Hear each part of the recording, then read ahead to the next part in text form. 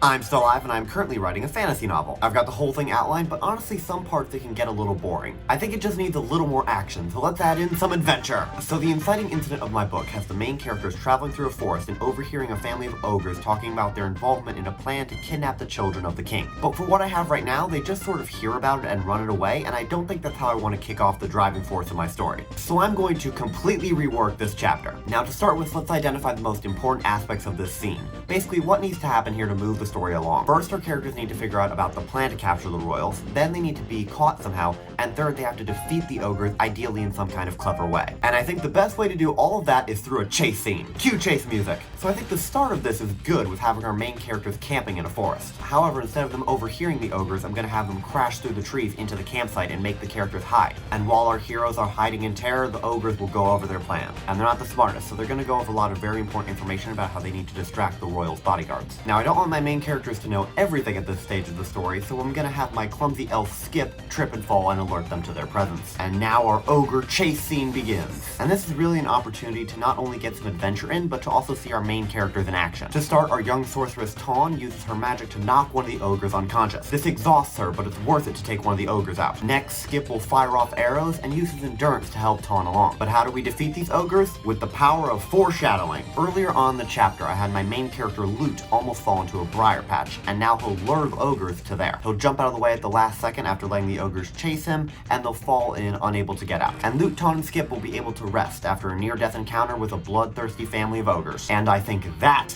is some action. I just got finished writing that chapter of the book, and it is so much better than what I had planned. But anyway, that's it. Thanks for watching, and Nate, I'll see you on Monday.